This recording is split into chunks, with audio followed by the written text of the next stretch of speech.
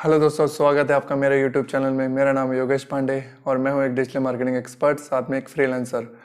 आज का टॉपिक दोस्तों नाम से जितना छोटा है वो उतना ही ज़्यादा कॉम्प्लेक्स है। इनफैक्ट मैं तो ये कहूँगा कि मैं हमेशा से यही बोलता हूँ कि SEO is all about user intent. तो दोस्तों वैसे आपने थंबनेल में पढ़ ही लिया है कि हम बात करने वाले यूज़र इंटेंट या फिर सर्च इंटेंट की। तो बट इसको जितना आप डीपली समझेंगे वो आपके लिए उतना अच्छा है। तो मैं स्टार्ट करता हूँ, थोड़ा ध्यान से समझिएगा क्योंकि ये टॉपिक बहुत ज़्यादा इम्पॉर्टेंट और डीप है।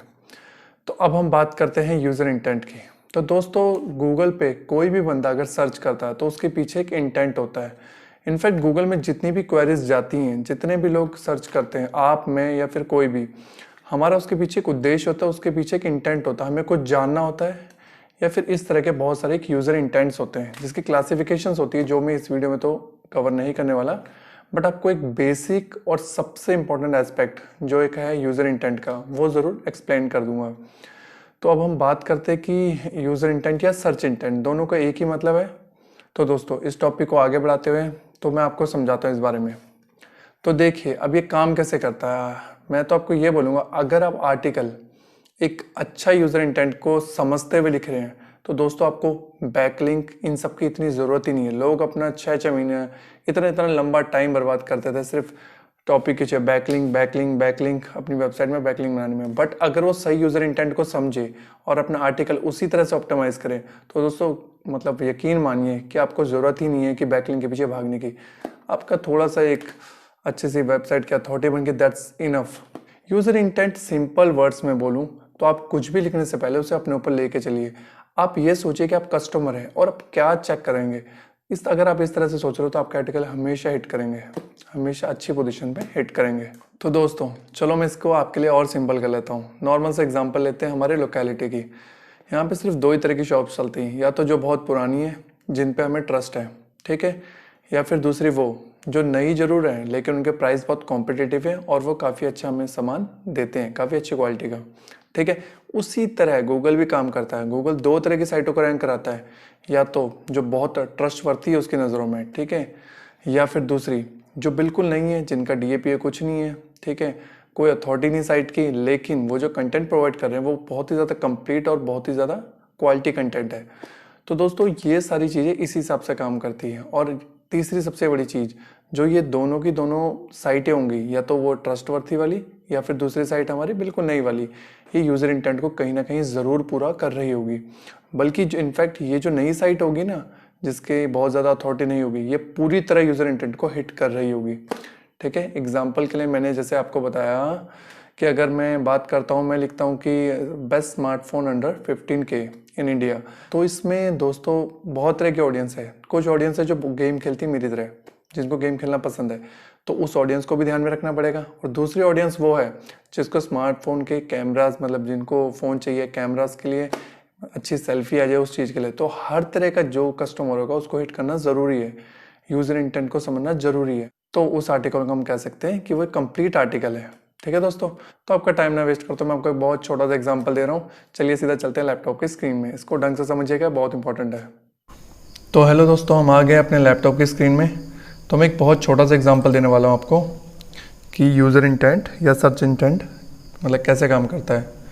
तो मैं सर्च करता हूँ, जैसे मान के चलिए होस्टिंग इन इंडिया, ठीक है। अब जाते हैं सीधा एसईओ रिजल्ट्स पे, ऑर्गेनिक रिजल्ट पे। देखिए पहले आ रही है बिग रॉक, फिर होस्टिंगर, फिर होस्टकेटर, फिर आ रहा है होस्टिंग इंडिया, फिर आ रहा है होस्टिंग राजा। अब मैं सर्च करता हूँ दोबारा बेस्ट होस्टिंग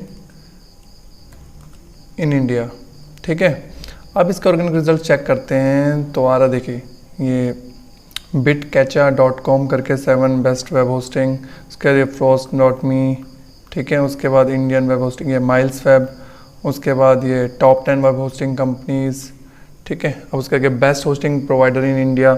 अब दोस्तों दोनों जो रिजल्ट आए ना हमारे, और दोनों जो यूज़र इंटेंट जो हमारे कीवर्ड्स के पीछे है, उसे ध्यान से समझना।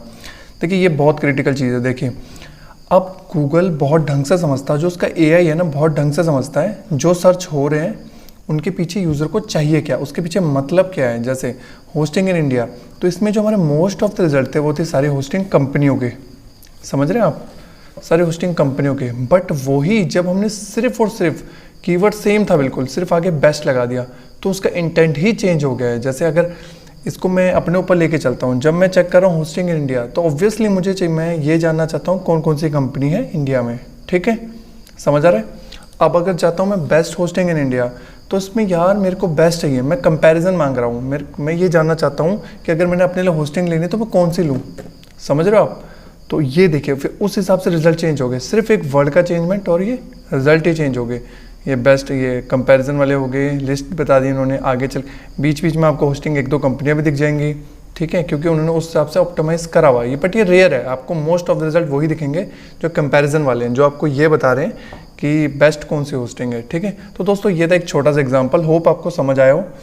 तो आप ऐसा बहुत सारे रिजल्ट, बहुत सारे केसेस में देखोगे कि आप एक वर्ड चेंज करते हैं या फिर एक वर्ड ऐड करते हैं और पूरा रिजल्ट ही चेंज हो जाता है।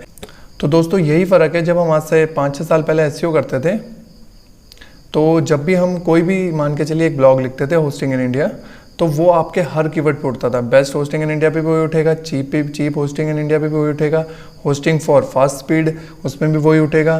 तो मतलब A to Z आपने एक बार आर्टिकल लिख दिया तो हर किसी पे वो उठेगा। बट इस टाइम गूगल की जो एल्गोरिदम है, जो उसकी AI है, वो बहुत ज़्यादा स्ट्रॉन्ग हो गई है, उसको समझ आता है कि यूज़र को चाहिए क्या। तो दोस्तों बस यही एक छोटा सा एग्जाम्पल था, होप आपको समझ आया हो। तो दोस्तों देखा आपने यूज़र इंटेंट का एग्जाम्पल, और आपको अब चीज़ें बहुत ज़्यादा क्लियर हो गई होंगी कि ऐसा क्यों होता है। अब मैं क्लास में एक छोटा सा टिप दे के जा रहा हूँ, इसको ढंग से समझिएगा। ये खासकर उन लोगों के लिए जो अपने कंटेंट हमेशा फ्रीलांस राइटर से या किसी भी अपने कंटेंट राइटर से लिखवाते हैं। मैं एक छोटी सी बात बोलूँगा, अगर मुझे टाइप ऑफ वुड के बारे में, टाइप ऑफ फर्नीचर वुड के बारे में कभी भी आर्टिकल लिखवाना है ना, तो मैं एक फ्रीलांसर कंटेंट राइटर की बजाय मैं एक कारपेंटर से वो चीज़ लिखवाऊँगा। क्या एक्चुअली मुझसे नॉलेज लूँगा। अब आप मेरी इस बात के पीछे का मतलब समझ गए होंगे, क्योंकि जो एक राइटर हर किसी टॉपिक के बारे में लिख रहा है, शायद वो इतना अच्छा इन्फॉर्मेशन नहीं जानता होगा उस लकड़ी के बारे में जितना एक वो कारपेंटर जानता है। वो लोगों से डील करता है, उसे लकड़ी की प्रॉपर नॉलेज है, उसके पास उस चीज़ का एक्सपीरियंस है। तो दोस्तों यही मेरा एक सिंपल सा पॉइंट है, यही चीज़ मैं आपको समझाना चाह रहा हूँ कि कोई भी आर्टिकल लिखते हो प्लीज़ उसको डीपली समझो कि कस्टमर ये क्यों सर्च कर रहा है, उसको क्या चाहिए, उसके पीछे का यूज़र इंटेंट जानो, उसके पीछे का सर्च इंटेंट जानो। तो आपके लिए काफ़ी चीज़ें बहुत आसान हो जाएगी। एसईओ इतना कॉम्प्लिकेटेड नहीं है जितना लोगों ने बना रखा है।